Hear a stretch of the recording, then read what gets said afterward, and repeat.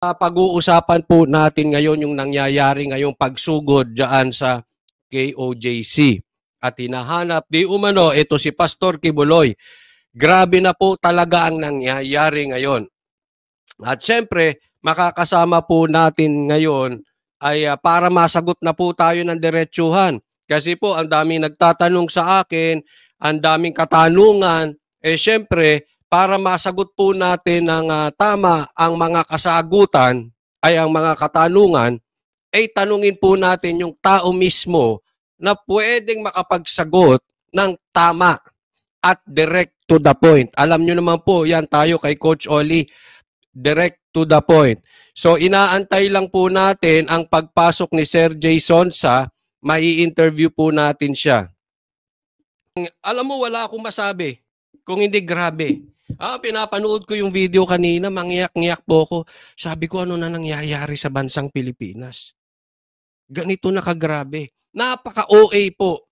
Isipin mo, pastor, ruhulihin, naka-full battle gear, malalaking armas. Alam ko hindi ito kasalanan ng mga pulis. Possibly. Kasi alam nyo naman yung mga yan, yung SAP, yung pulis, inuutusan lang po iyan eh. Sabi dito, bakit SAP? Hindi naman terorista. Oh. Sabi ng Jay Guevara, grabe sila. Akala mo may sindikato malaki. Kaya nga eh.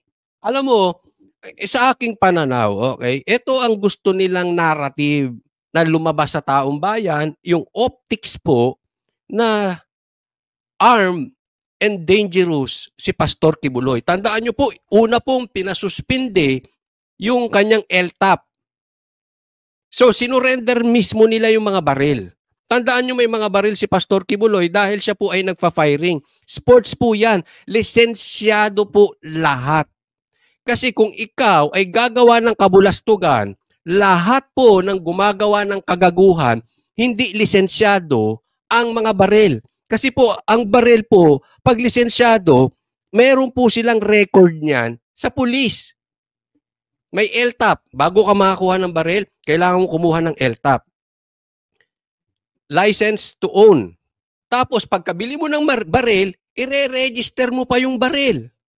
Tapos kung gusto mong kargahin, kukuha ka pa ng PTC, permit to carry. 3 lisensya yan sa isang baril. Ganun po katindi. Kaya walang gago na gagawa ng katarantaduhang lisensyado baril. And yet, yan po ang ginagawa nila. Why? For the sake of narrative. Optics. Gusto nilang palabasin sa mata ng taong bayan na armed and dangerous etong si Pastor Kibuloy. Ngayon, sinugod. Another narrative.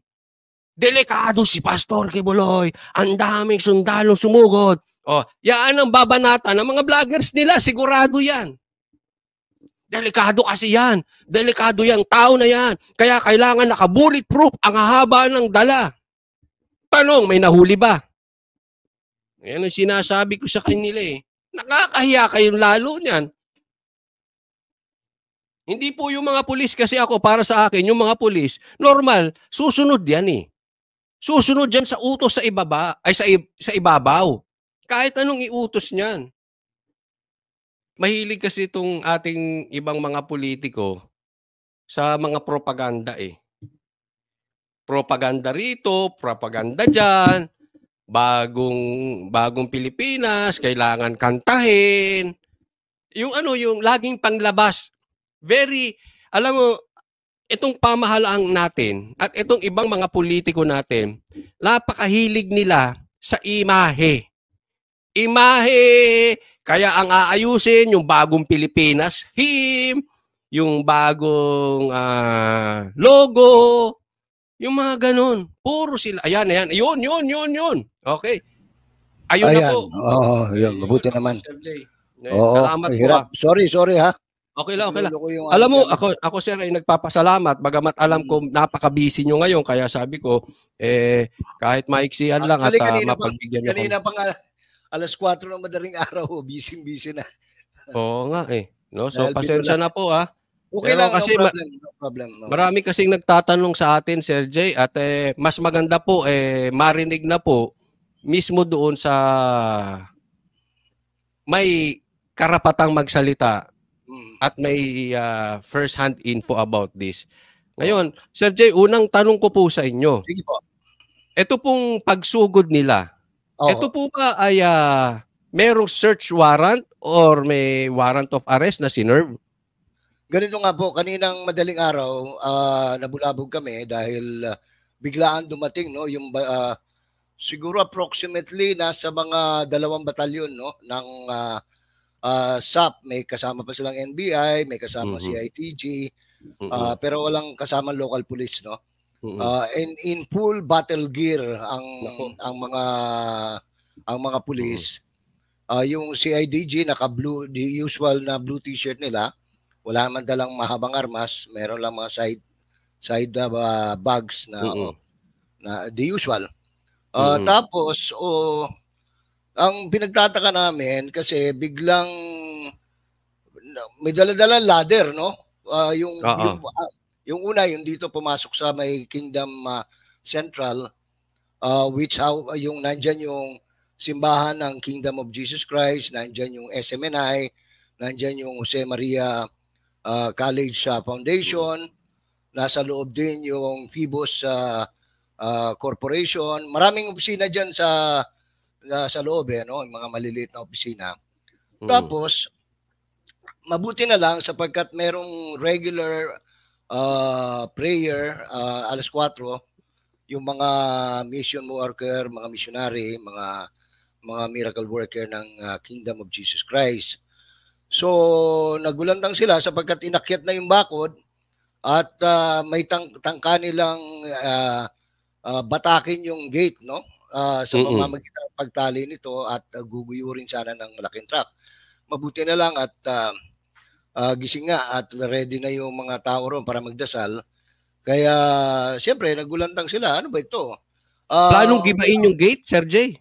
Oo, talagang umakyat sila para itali nila yung pangbatak nila, parang kable, no? Isasakay doon sa malaking truck ng mga pulis.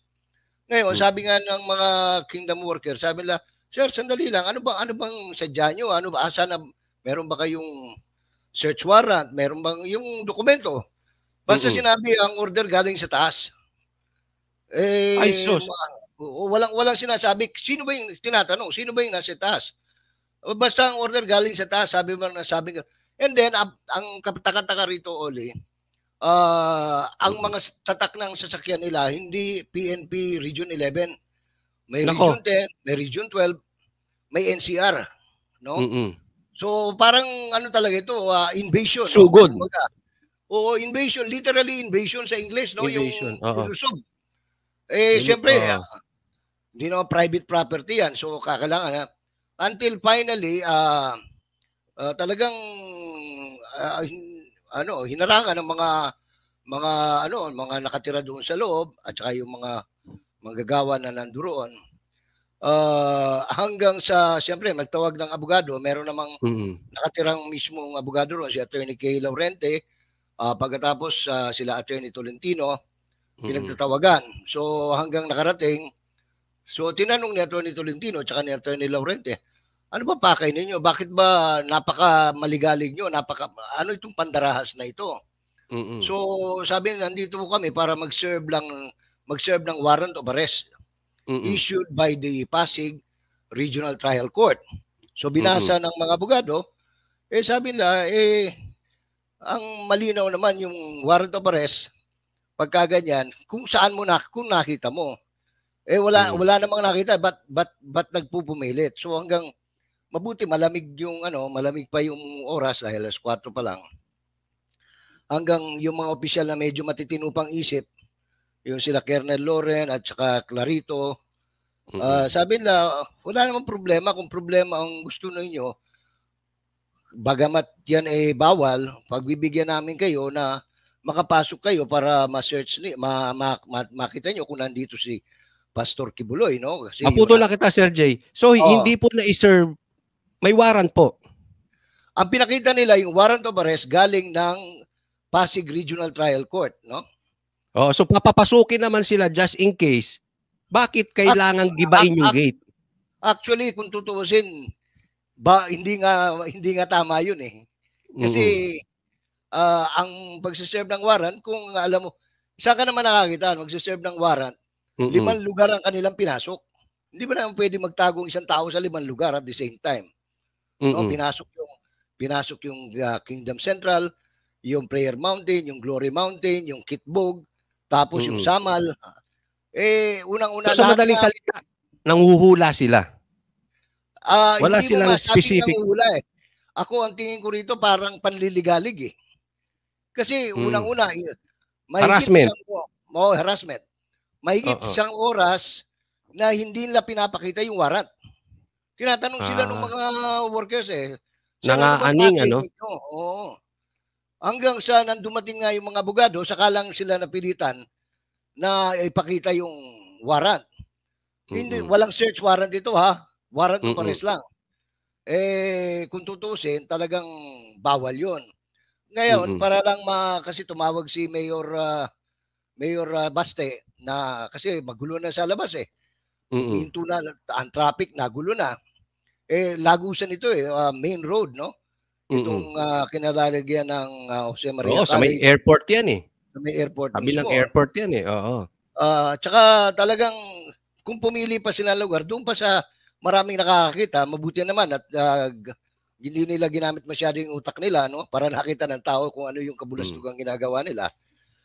So, sabi ni Mayor Baste, siguro mas maganda, pagbigyan na lang natin muna para ma-temper lang yung sitwasyon. So, sabi nila saan ba kayo pupunta? Ganito, titignan namin, 4 na lugar daw. O sige, mag-divide kayo ng team, sasamahan namin kayo, sasamahan kayo ng abogado. Pagkatapos, kaya sila nakapasok, no? Pinapasok sila in group of 16, no?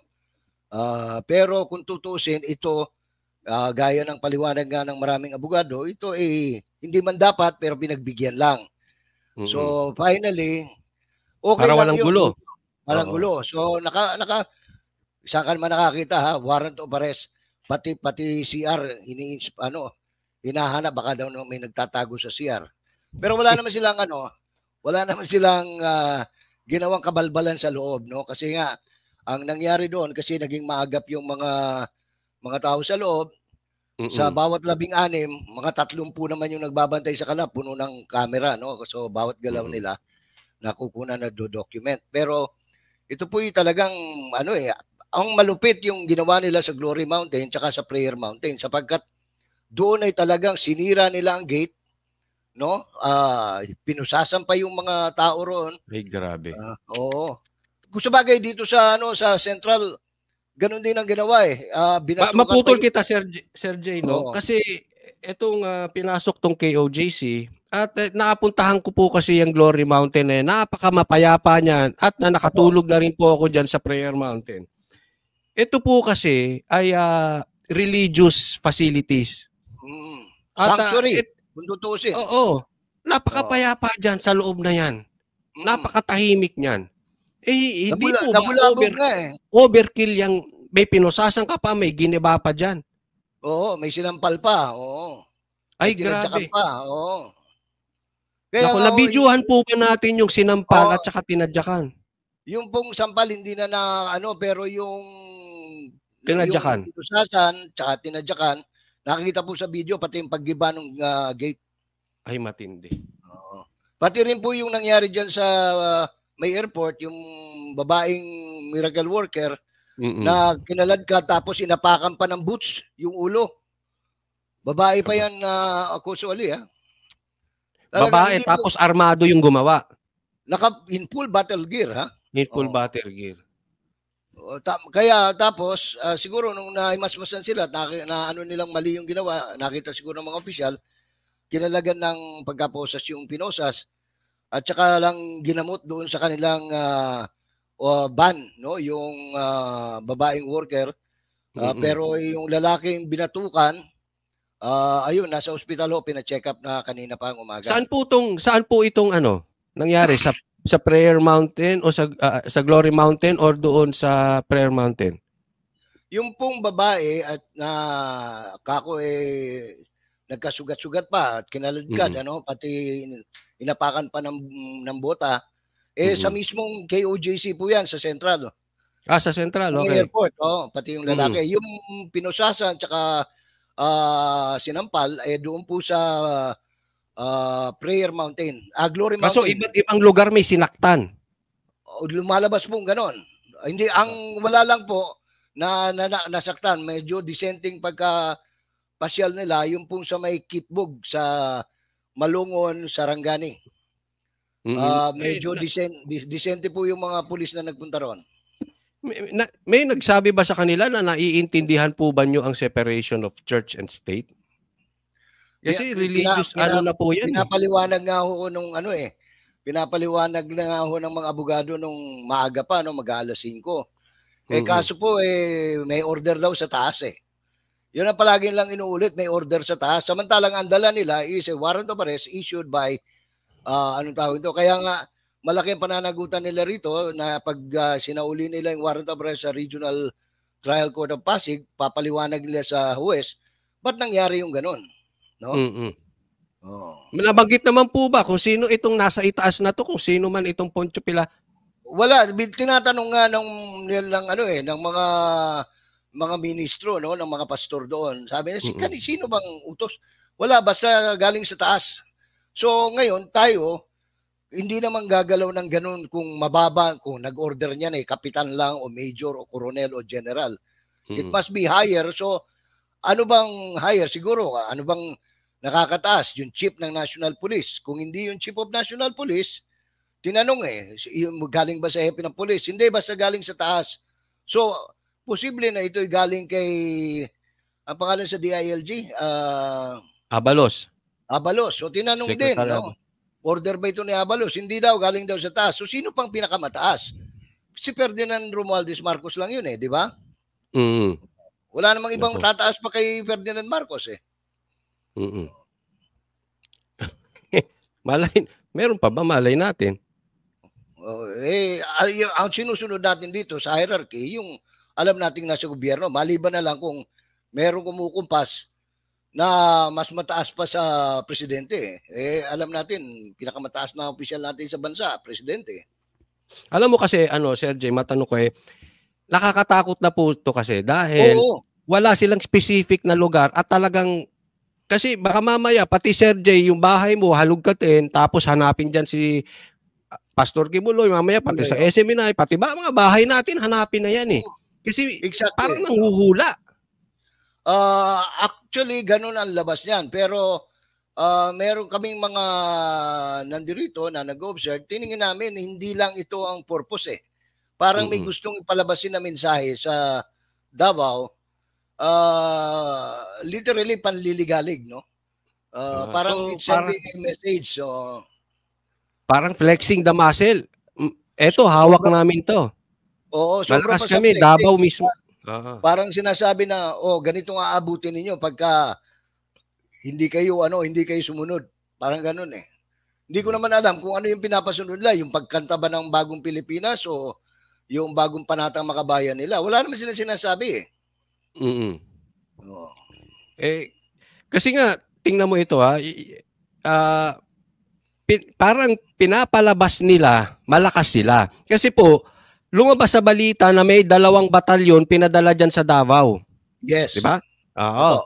Ito po ba, yung 2 batalyon, ito rin yung sumugod. Kasi sabi nila, hindi naman ito para sa... Kasi yung isang grupo, yung nasa may kingdom, bagamat yung mga sasakyan, kasi ang dami nila nakakalat, iba yung... May crowd dispersal pa silang dala maliban sa anong tawag nito, sa assaulting team. Parang ang ito, kung naalala ng mga kababayan natin, yung Mama Sapano, ito mismo ang yung suot nila, suot po talaga lahat ng SAP. Yung kasuotan ng SAP, may helmet, may radio, may bulletproof vest, yung kanilang mga baril na assault rifle. Yun ang suot nila kanina. Kasi parang ano tawag? Ito lang ang isang nakakatuwa. Ewan ko kung matatawa ka nito, Coach Ole, no? Kasi pagkatapos finally nakaalis sila mga pasado alas 8, mag-alas 9 na 'yon. Hindi ko alam kung natakot sila sa sarili lang multo. For the first time since 1978 nung tinatag yung PCINP.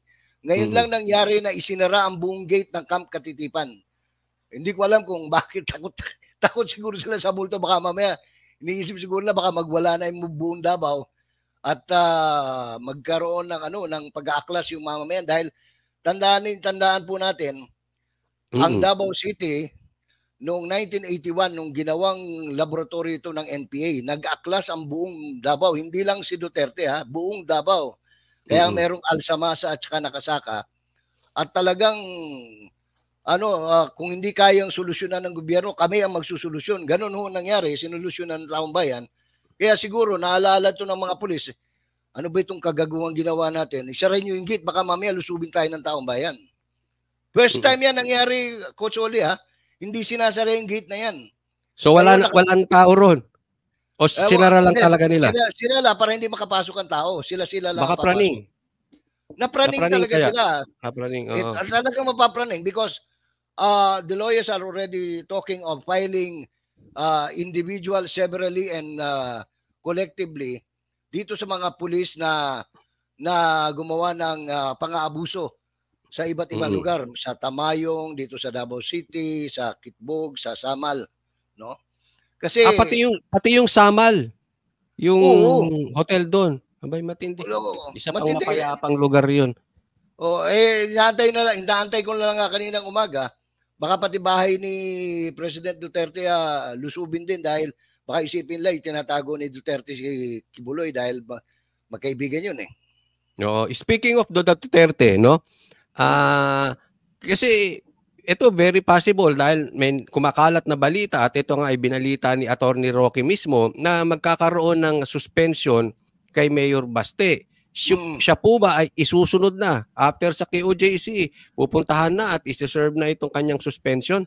Hindi mo nga maintindihan kasi kung tutuusin, kung hindi lang nakiusap talaga si Mayor Baste kanina na para hindi masyadong maligalig sa labas, no? Kasi kasiraan din ng syudad yun, lalo na sa mga bisitang dumarating via the airport. Talagang lalaban ng patayan kanina yung mga miracle workers, hindi talaga papapasukin sila eh. Kaya nga, hinahamon na nga sila, sige, kung pumilit kayo, nung wala pa silang pinapakitang warrant of arrest, sige, kung gusto nyo, di barilin nyo kami. Lumabas na yung mga workers sa labas talaga ng karsada. At nakita ko mga babae, yung mga nandoon eh. Karamihan naman talaga babae nandoon, kukunti lang yung lalaki. So overkill talaga, no? OA talaga. Kasi ito, patanungin ko napaka-OA sa tingin. Oo, ang dating.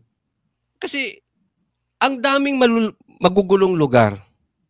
Bakit Davao? Bakit init na init kayo sa Davao na ang baba ng krimen, ang baba ng droga, walang kaproblema, walang pugo, etc. Kung tutuusin nabanggit mo pa yung Pogo, no? Yung Pogo nga, yung Pogo sa Pampanga doon sa may Porac, hindi nila ginagalaw eh. Sa distrito ni distrito ni former President anong pangalan to?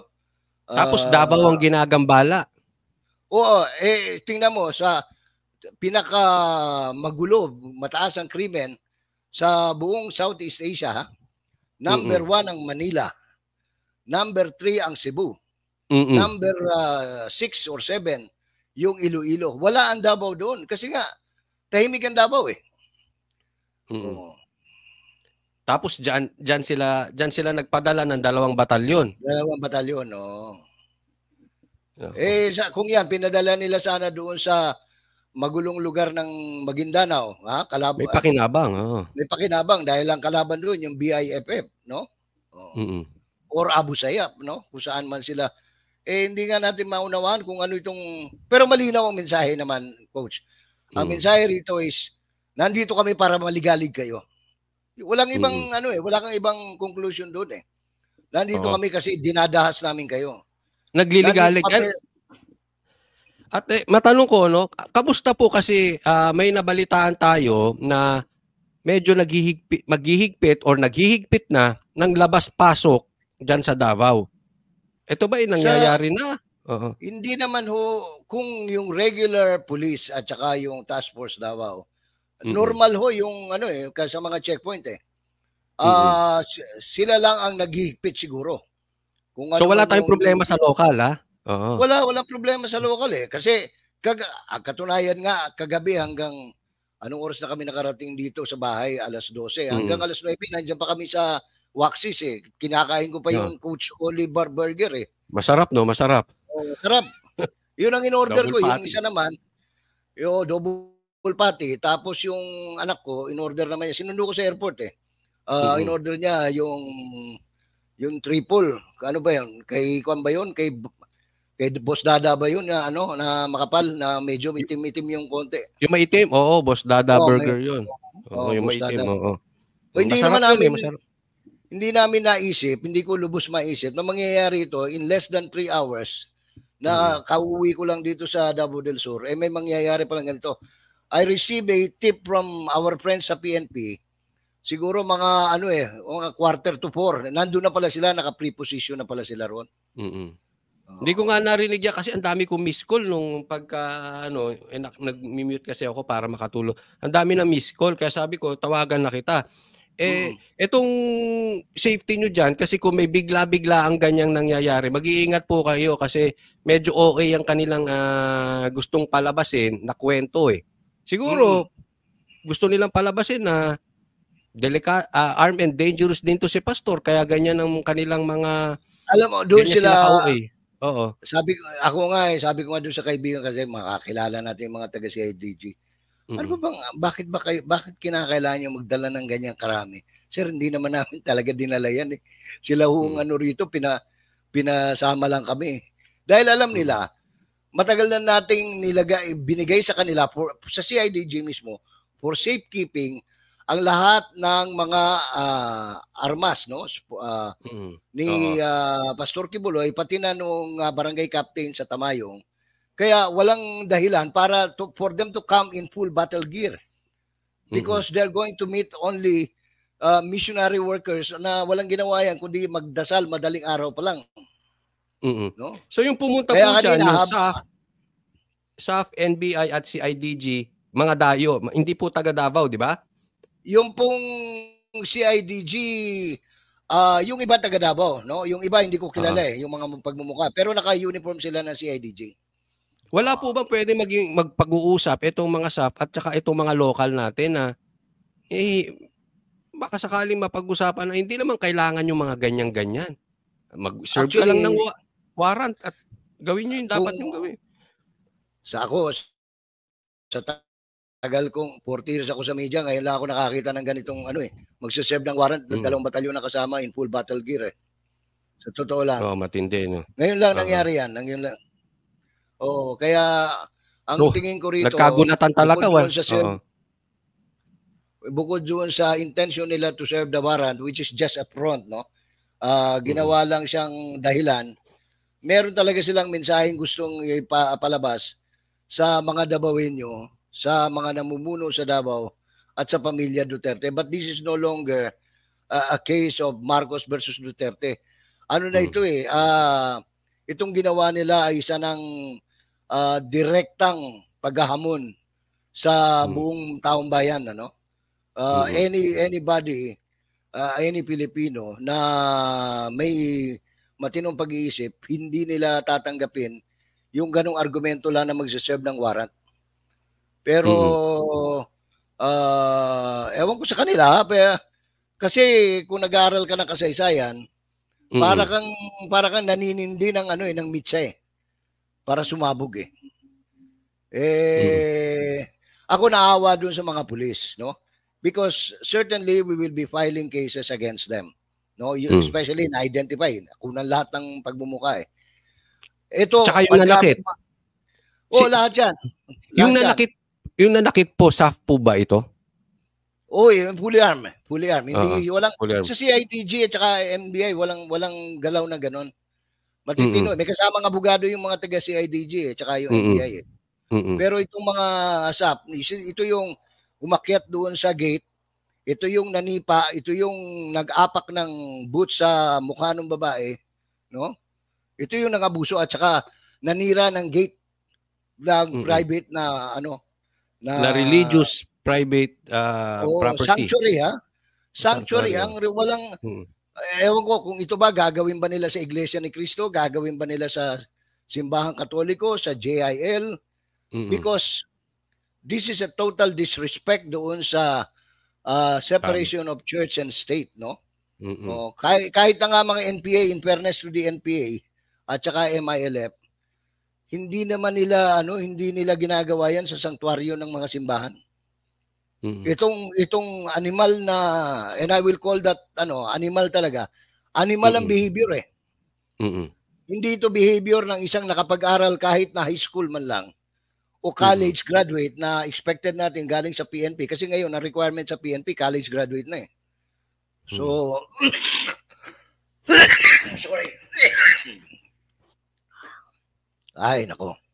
Talaga. Ito pa po ba masisisi natin sa SAF o dahil sumusunod lang sila sa utos, yung ang sinabi ninyo na galing sa itaas? Dahil posible kasing wala naman silang magawa kung ito'y inuto sa itaas. Dalawang bagay yan. Kasi ito lahat sila dumaan ng police basic course. Lahat yan, no? Bukod dyan, kung sub sila, dumaan pa ng special training yan. Oo. Sa mga special elite ito training, no? Malinaw ang batas, no? Creating the Philippine National Police. Maintindihan mo ba ito kung sinauna na ang local ang police ang nag-a-appoint mayor? Kasi pwedeng gamitin ng mga politiko yan. Pero ngayon, under the PNP law, authored by Senator Nene Pimentel, ang tatay ni Coco Pimentel, yung minority leader natin sa Senate. Malinaw ang sinasabi ron eh. The PNP is civilian in character, national in scope. Ano ba civilian in character? Dala mo yung pagka-decente, yung pagka-edukado, yung your breeding, no? Unfortunately, dito sa nangyaring ito, nakita natin mal-edukado, walang urbanidad, walang paggalang, walang modo. Talagang pinairal nila yung animalistic. So sa madaling salita, kahit ito po ay utos sa ibabaw, meron din silang responsibilidad o pananagutan doon sa kanilang ginawa. Kasi kung unlawful yung order, unlawful naman talaga yun. Isipin mo, umakyat ka sa gate, tapos ay naggakma ka, nasisirain yung property. Doon sa Tamayong talaga, sinira talaga yung property. Unlawful yung order. Bakit mo susundin? Dalawang bagay lang. Either wala kang utak, wala kang common sense, o bayad ka. Ha? Ngayon, kung bayad ka o talagang nagpakatanga ka, panagutin mo yan. Pananagutan mo yan. Pag dumating yung kaso, kailangan mo kumuha ng abogado. Pag dumating yung kaso mo, meron ka suspension galing sa NAPOLCOM, wala kang tatanggaping sweldo. So lahat ng yan, anong pangalan nito, haharapin mo. At walang legal services ang ating PNP na magbibigay sa iyo ng abogado. Kaya kawawa rin itong mga pulis na ito eh, kung tutuusin. Nagagamit sila na sa kanilang katangahan, no? Kung hindi mo alam kung may pagmamahal ito sa bayan eh, itong mga taong ito eh. Kaya lang kasi posible din hindi naman to sa pagtatanggol sa ating mga SAP. Kaya lang, sabi nyo nga, posibleng hindi nila alam, tanga, or bayad sila. Pero posible din na baka naman natakot din. Dahil siyempre, pag inutusan ka sa ibabaw, kahit alam mo medyo mali. Kaya nga ito, nakakalungkot nga itong pangyayari, Oli, kasi nanariwa pa rin sa aking isipan yung nangyari sa Mama Sapa, no? Di ba naawa tayo sa kanila? Sila yung mga bayani, SAP 44, no? Pagkatapos, ito yung mga sumunod na mga komando. Alam mo, malapit sa akin itong mga ito because marami sa aking mga kamag-anak naging SAP at saka active pa sa SAP eh. Kaya ay hindi ko mawari bakit nangyayari ito. Ngayon, meron na po bang syempre hindi po natin pwedeng sabihin dito, no? Kasi baka ma-preempt, no? Pero yung meron na bang plano na tayo, kasi ito'y kadalasang maririnig nating tanong na tayo ba ay magka-counter dito sa pang-aabusong ginawa? Nagpupulong po yung mga abogado, pero kanina sabi nga nila Attorney Tolentino, nila Attorney Torion, na kumbaga sa English, no? We will not roll over and die. Just because you sent 2 battalions. We will not take this sitting down, no? Kasi may mga karapatang na abuso, may mga nasaktan, no? May mga naperwisyo, may mga damages. So all these things will be taken into considerations, and definitely we should expect some legal actions, no? Against those people who perpetuated this crime. Because this is a crime, no? Krimen itong ginawa nila eh.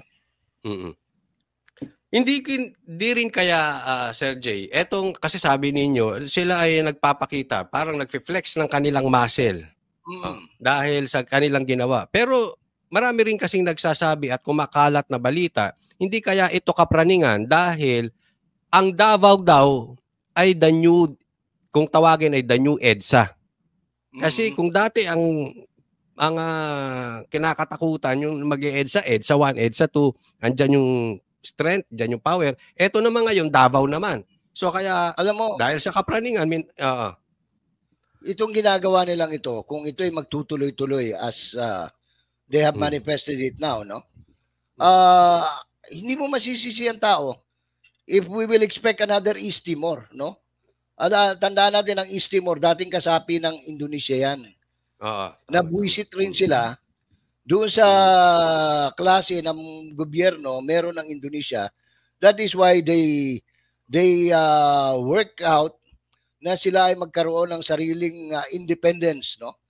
At yun nga, pinagtatawanan natin yung One Mindanao noon.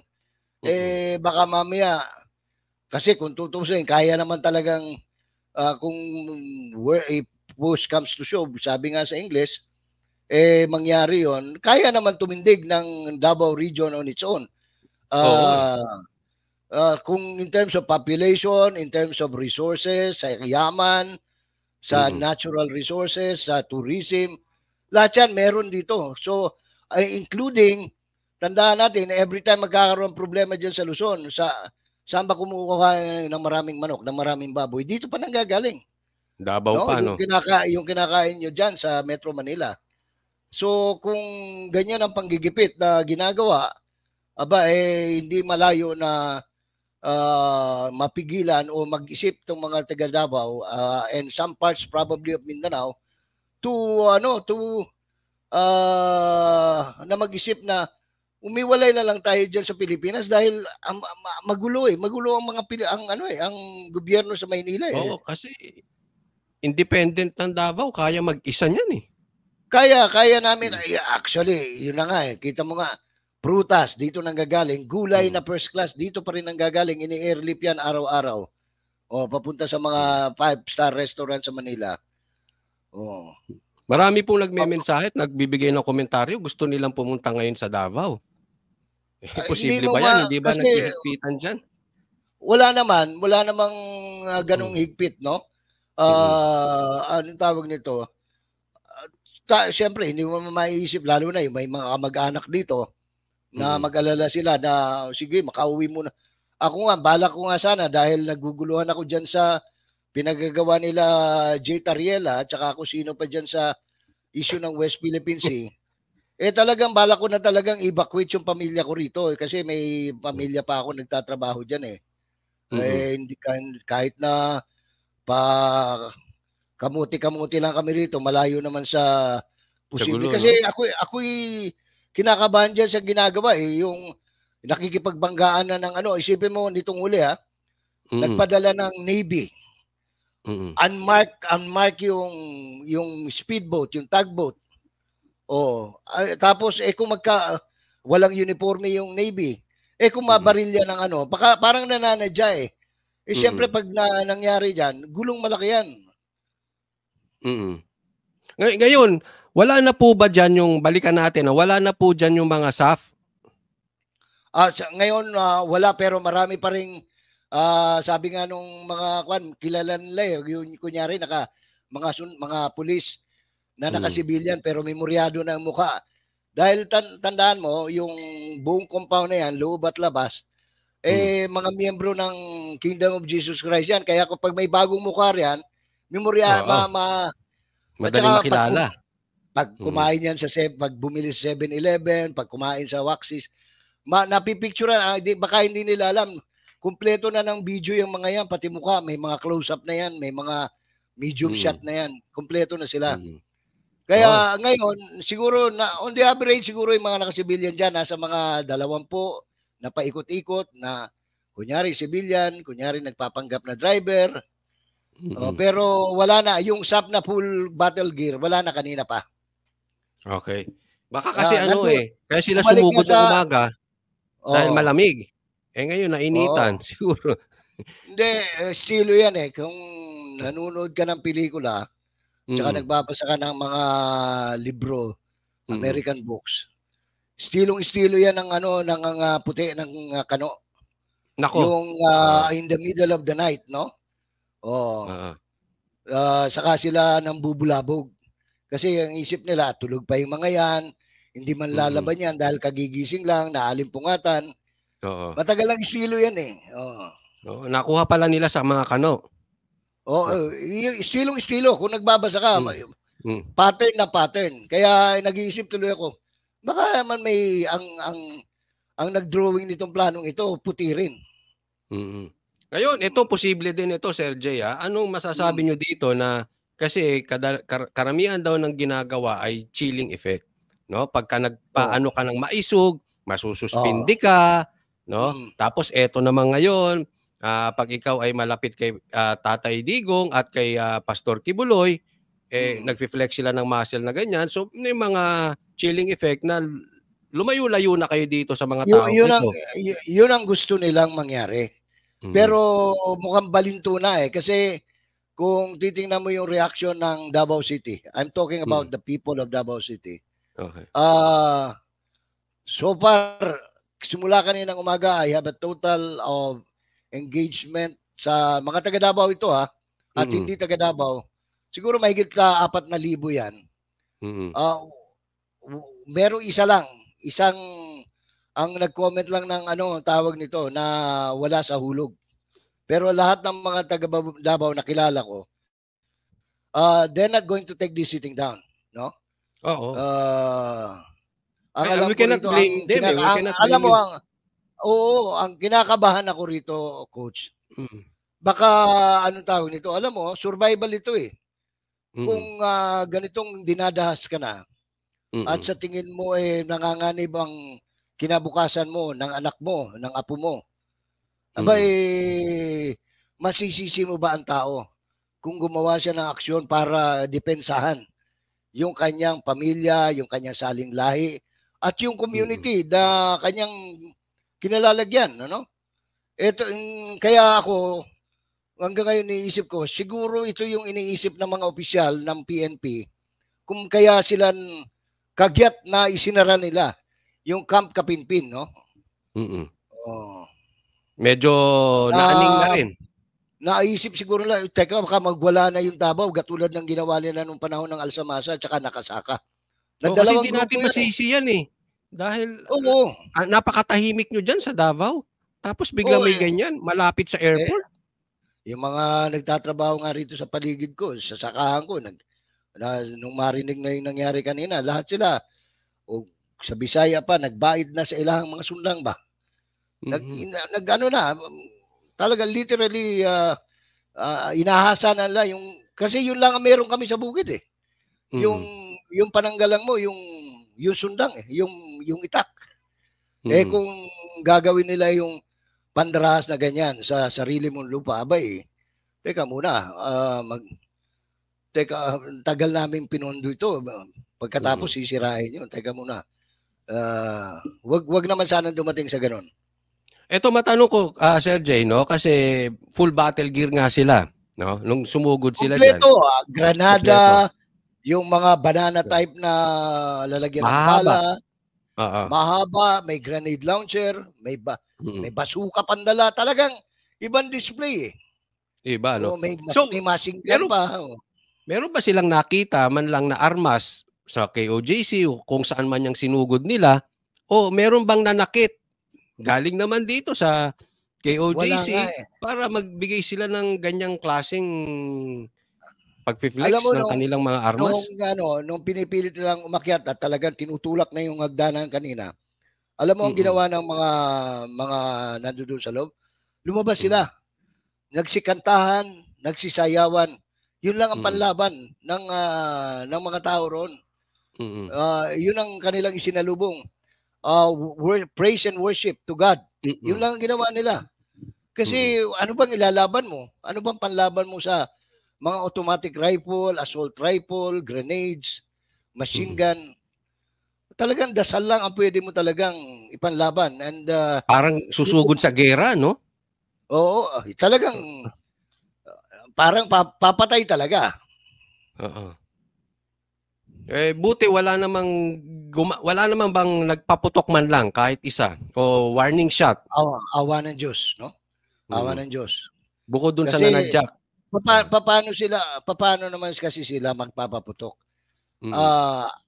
Dalawa lang nakita kong dumi pa lang ng ganun. Parang, sir, wag, ano ba yung kailangan nyo? Nakaganon na sila eh. Wag pag-usapan natin, pakita nyo, ano ba ang sadya ninyo?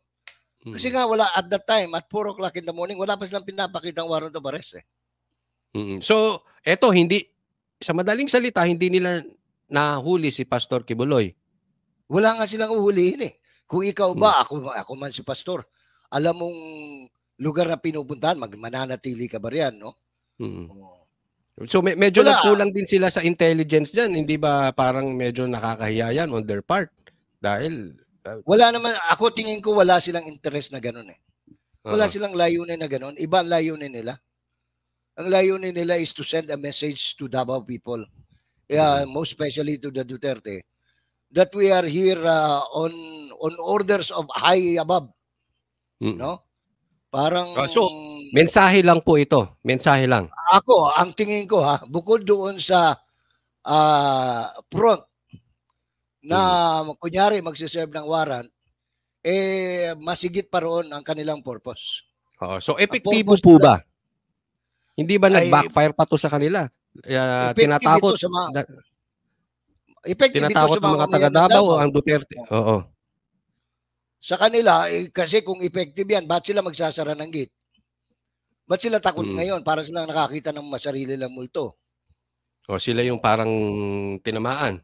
Praning sila ngayon eh. Dahil isipin mo, 1978, kinocover ko na yan, nandyan na ako. Minsan, di nagsara ng gate yung kahit hating gabi, kahit na nung panahon na nandyan yung mga NPA.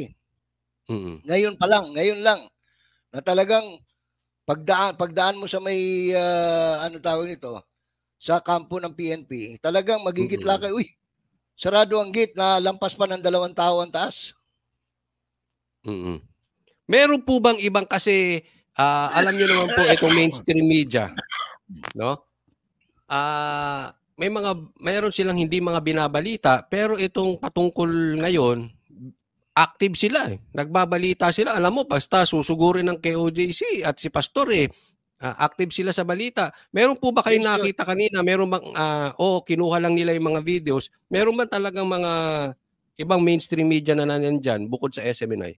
Merong mga correspondents ng iba't ibang network at saka iba't ibang dyaryo. Pero hindi ako tiyak kung ginagamit nila yung materials nila, no? Pero kung nagbago ng isip nila at ginagawa nila yung pag-uulat talaga, marapat lang kasi kung nagawa nila ito sa SMNI, nagawa nila ito sa KOJC. Hindi malayong magawa nila yan sa iglesia, sa simbahang katoliko, sa Jesus is Lord, sa anong pangalan to, lahat, no? So nabanggit nyo Sir J yan, yung mga yan. Maputol ko po kayo kasi hindi rin kaya ito yung chilling effect na para, kayong mga ibang religious group, wag na kayong makisali kasi alam namin kayo, baliktad na rin kayo. Pero wag na kayong makisali kasi mangyayari sa inyo ito. Mahina ang kanilang kung yun ang kanilang reading, mahina sila. Remember, yung EDSA 3, EDSA 2, were covered by Net 25 na Iglesia ni Cristo. Di ba? Yung EDSA 1, ang principal na people power noon dahil sa panawagan ng Radyo Bandido at saka ng Veritas, which is Catholic Oo, Church. Veritas. Naalala ko, Veritas. Malapit sa amin yun eh. Catholic yun. Oo. Kaya, huwag silang pakakasiguro because may kuwan na tayo eh. May roadmap na tayo sa history. Ha? Katoliko ng EDSA 1, Iglesia ng EDSA 2, tapos tao ng iba-ibang religion ng EDSA 3. No? Kaya, kinakailangan gamitin natin ng konti yung ating konting utak, yung mga nag-a-advise kay President Bongit, no? Nakakalungkot nga eh. Kababasa ko lang ngayon yung report sa Switzerland. Alam mo, nakalagay doon, ang darating from Asia na nakumbinsi ni Zelensky, ay yung foreign minister ng Singapore at saka a representative ni hindi pinangalanan, hindi yata kilala nung yung nagsulat sa Europe, yung presidente ng Pilipinas. So, hindi kayo sinadya. Para hindi kaya sinadya na wag pangalanan para hindi masilip dito sa atin. Hindi, kwan yan eh. Ibig sabihin, you don't count. Alam mo, ang tagal kong foreign correspondent, hindi kaya na. When you want to diminish the status of a person from another country, you simply call him the guy from the Philippines. So, walang bilang para sa kanila. Walang bilang kasi wala nga impact eh. Kumbaga sa may impact to dapat eh. Nako. So, anong next anong mensahe nyo, Sir Jay, sa ating mga kababayan na siguro na rin doon sa mga, kasi alam mo, marami tayong nakatanggap na anong next move ng Maisog? Hindi ko rin naman sila pwedeng sagutin ng basta-basta. Kasi gusto ko marinig. Ang alam ko sa Maisog, tuloy-tuloy, no? In fact, nagkasabay yung Japan lang ang na natin eh, noong 8 eh. Nagkaroon din sa Spain, no? Nagkaroon din sa sabay-sabay pala yan, no? Sabay, 3 yun eh. 3 sa abroad. Tapos ngayong 17, marami rin ang sabay, no? Merong Canada, may Pampanga, may iba pang lugar sa Pilipinas, no? Pero ako nga, ang dito sa pangyayaring ito sa Davao, more specifically, unang-una, wag lang pong mabahala yung mga pamilya na nandyan sa iba't ibang lugar, no? Outside of Davao. Bagamat meron pong panliligalig na ganito, unang-unas, matagal na kaming takot. Sanay na po ang Davao sa mga ganyang estilong bugok, no? Na panliligalig. 14 years ginawa ni Mr. Marcos yan, the senior. Ngayon, sinisimula na naman gawin ni Junior. Nothing new, no? Dati-dati pinapakanta tayo ng bagong silang, may bagong silang, bagong lipunan. Ngayon naman, bagong Pilipinas naman ang gusto, no? So, marami nga nagsasabi itong Maisog ay sasabayan ng mga concert.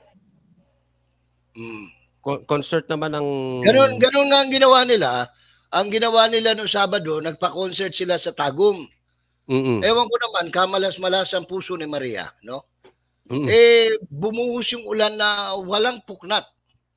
Kaya kahit na boses ni Daniel Padilla, hindi na pati itsura ni Daniel Padilla hindi na makita sa lakas ng ulan. Tinaupo ba yan? Wala na, siguro. Wala nang nilangaw na siguro yan dahil nga maulan.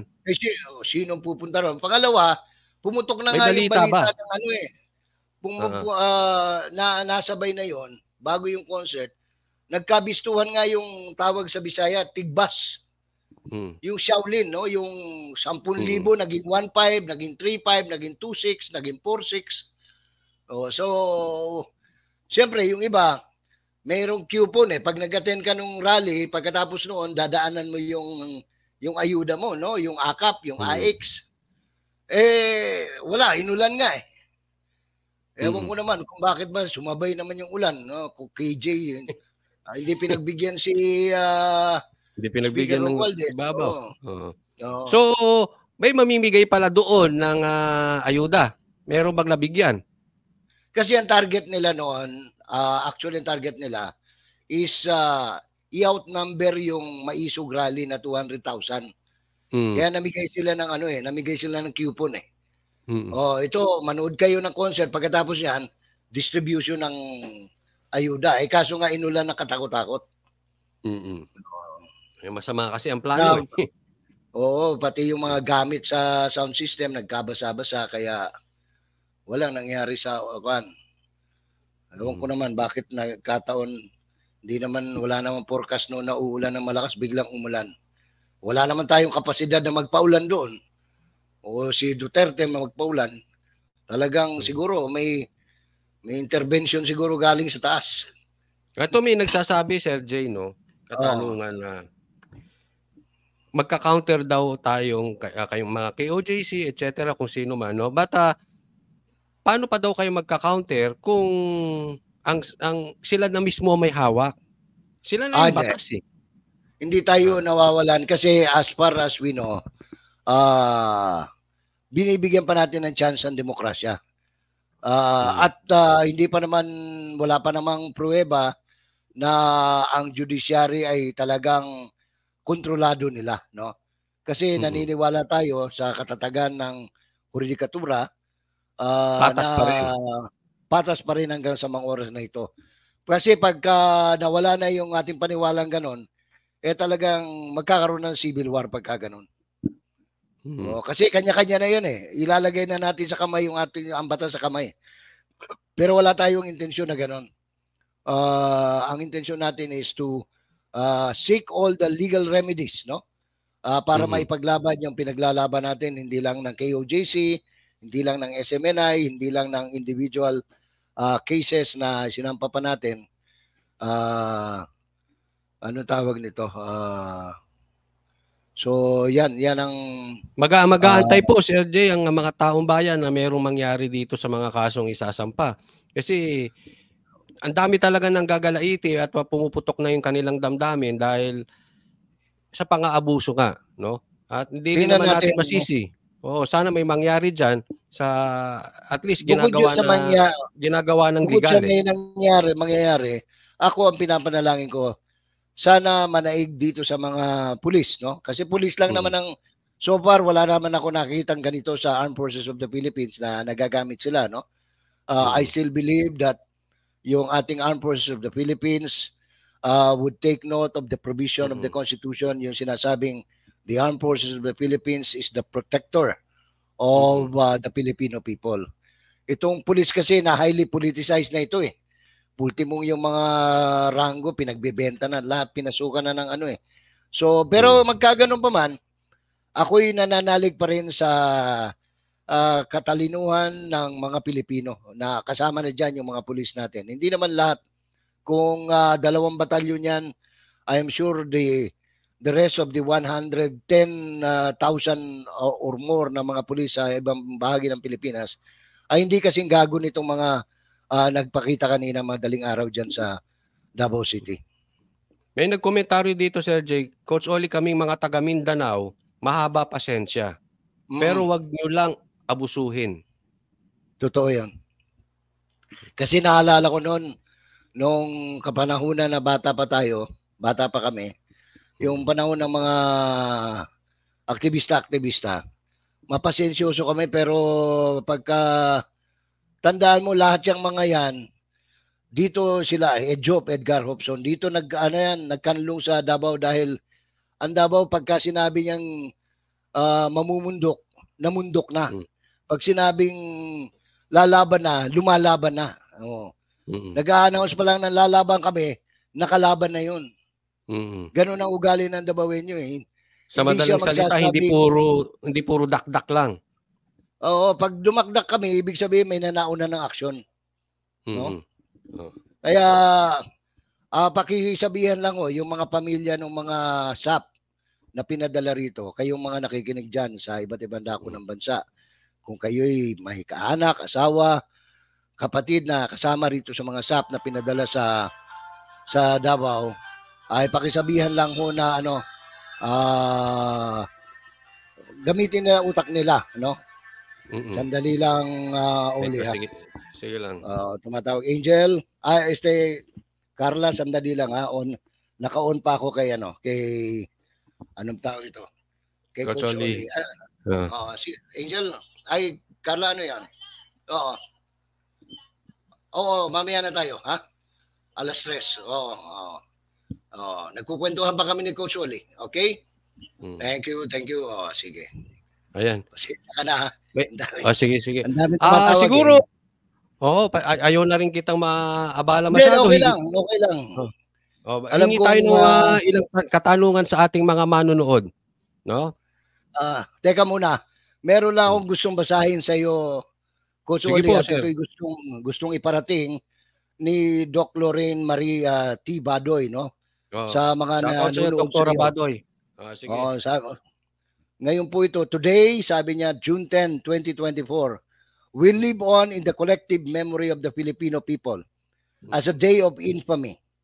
At around 3 o'clock in the morning, upon orders of the sitting President Ferdinand Romualdez Marcos Jr., a battalion of state forces from the PNP and the AFP, including 3 helicopters and a SWAT team, swooped down in full battle gear, armed to their teeth with high-powered firearms, while helicopters hovered above to confront innocent and unarmed civilians of the KOJC in their main compound beside Davao International Airport, the Prayer Mountain and the Glory Mountain in Tamayong, and the Q-Sands Baptismal Resort in Samal and the Kitbog compound in Sarangani simultaneously.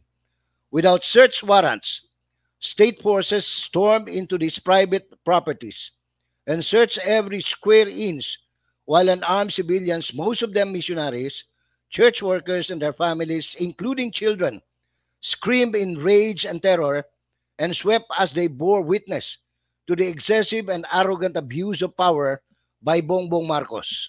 This President Ferdinand Marcos Jr.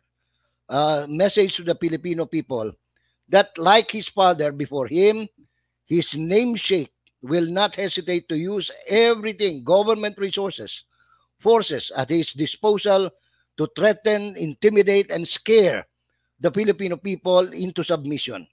And we will not have an ounce of shame nor any moral compunction to lay the heavy hand on the law on ordinary and unarmed civilians, including infants and children, to the bidding of his overlords and to meet his unquenchable thirst for political power.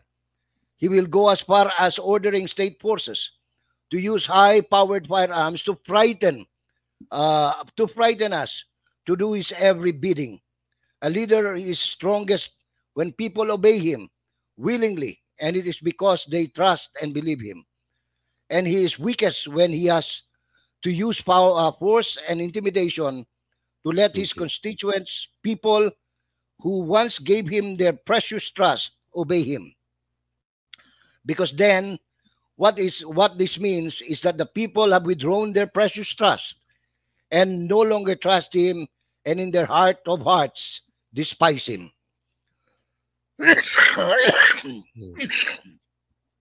This is where this man is now. Bongbong Marcos has lost all moral ascendancy to lead us because he himself has become the destroyer of our people and our democracy. Yan po mga kaibigan ang mensaheng nais parating ng isa sa mga dating opisyal, no? Isang tagapagsalita ng National Task Force, no? Against communist insurgents. Si Ito may nagtanong, Sir Jay. Shout out pala sa iyo, Dr. Badoy. Ingat-ingat po. Ito may nagtanong, hanapin ko, Sir Jay. Hindi ba, patungkol ito kay BP Sara, anong take mo dito, Coach Oli? Hindi po ba dapat na magsalita? What is your take on this incident, Coach Oli? Do you think it's time for BP Sara to at least say something? I will not be surprised, Coach, if within the next couple of hours, we will hear from the Vice President, no? She being a former mayor of Davao City, she who is a friend of Pastor Kibuloy, siya na anak ng Pangulo at kapatid ng mayor na ginigipit, no? ng mga paktotom ng Pangulo, no? Katulad nila Abalos and others. So I am quite sure we will hear some messages from tawag nito, from Vice President Sara Duterte. Kung ano man yan, kung yan by isang condemnation, isang resignation, isang paghimok sa mga Davaoenyo na panahon na aron manindug tantanan, aron kapanalipdan ang atong lungsod sa Davao. So, yan po, inaasahan natin yan doon sa nagtanong. Antayin po natin yan kasi Sir Jay, marami na talaga nagtatanong dito sa ating channel na sa galaw ni BP Sara. At ito po, binanggit na ni Sir Jay. Baka mamaya lang, antay-antayin natin. Standby tayo kasi maraming mangyayari. Baka mamaya iserve na rin kay Mayor Baste yung kanyang suspension. Wildflower 143, maraming salamat po kaibigan natin from Japan. Wildflower 143, thank you po. Yeah. So yan ang ang mga Davaoenyo are people of few words only. Para lang maintindihan ng mga nanonood sa iyo, no? Hindi po kami masyadong mahusay mag diskurso, no? Kita niyo naman kahit si Presidente Duterte ganyan mas kami sa gawa So at saka siyempre dinadaan namin sa dasal. Ako naniniwala pa rin sa ganun na kung kaya pa na kunin sa paupo, padasal. Pero kung hindi na talagang kinakailangan na talagang manindigan. Sige, siguro last 2 questions sa ating mga viewers, no? Para makapagpahinga si Sir Jay dahil may interview pa. At aabangan ninyo kasi sigurado ito ay talagang hindi natin tatantanan sa SMNI. SMNI lang talaga ang mag-aatid sa inyo ng patas na balita, hindi katulad sa iba. Puro kasiraan lang ang binabalita ron, tapos pagka tahimik. Kaya abangan natin ito sa SMNI.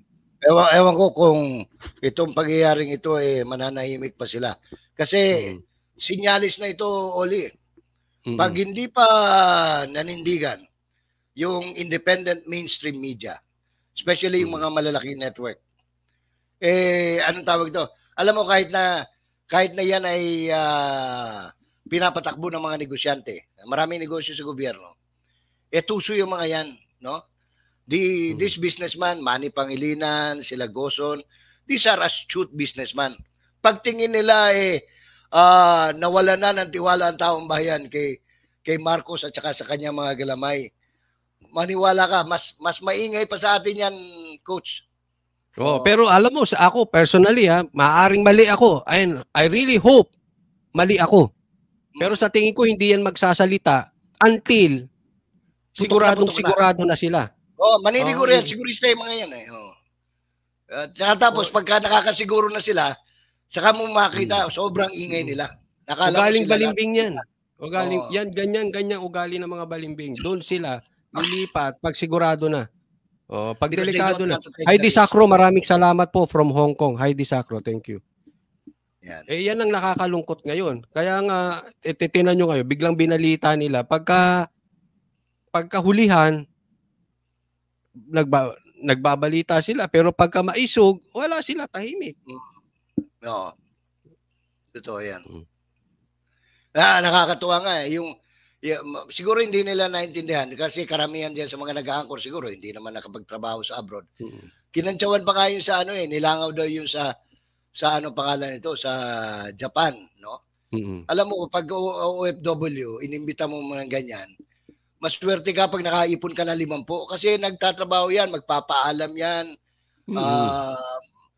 So if you are able to gather 400, sobra sa successful yan. Ibig sabihin, kasi nanggaling yan sa iba't ibang prefecture. May galing ng Gunma, may galing ng Nagasaki, may galing ng Kyoto, may galing pa nga ng Fukuoka dyan Talagang lumipad pa ng aeroplano para lang maka-attend. So, yung mga nagsasabing ganon, hindi naintindihan yung idiosyncrasies ng pagiging manggagawa sa ibang bansa. Na para ma-express mo yung saloobin mo sa isang forum, gagastos ka ng sarili mo para makarating doon. Pasalamatan ko lang to. Tita Liza, maraming salamat po. Sabi dito, martial law na ang ginagawa ng gobyerno, pa-drug test ka na. Ito po ba sa tingin ninyo, mauuwi ito? Kasi yan ang nakabanta dyan Maggagawa sila ng artificial na gulo para magkaroon ng martial law. Bagamat marami ring nagsasabi na tayo ay nasa silent martial law na. Mauuwi po ba ito sa palagay? Hindi nila gagawin yan kasi pag martial law, under the Constitution, may limit yun Pwedeng ipahinto ng Congress yun. Hawak ako naman ng Congress. Hindi. Alam mo, pagka yung mga kongresistang yan, puro mapagsamantala yan. Ngayon, nasasamantalan, they are raping the situation right now. Sinasamantala nila yung kabubuhan ni Tambaluslos para magkapera sila. Bigay naman ng bigay yung isa. Di siyempre, pag wala na ibibigay yan, nako, maniwala ka sa akin, Oli. Pag wala nang iabot yan, na unang-unang magde-declare ng the position of the speaker is vacant. Traidor sa lahat ng traidor yung mga politiko, Diyos ko. Sa tagal natin kumukover sa mga yan, yung mga nasa paligid mismo niya. Unang-una yan, pag humingi yan, sir, pahingi ng mga 2 milyon dyan, hinihingan lang ako ng kabit ko, wala akong maibigay. Pag wala ka, hindi mo binigyan yan, goodbye ka. Laglag ka na. Ayan, sa mga viewers natin, abangan ninyo yung sinabi ni Sir J. Kasi alam naman natin to si Sir J. Napakatagal na nito, veteran na journalist. So kabisado niya. Antayin natin kung sino-sino yung mga isa-isang magta-traidor dyan, dyan sa camera. Pag wala na tinatanggap yan, maniwala ka. Numero uno yan. Kilala ko na yung halukay ng bitukan.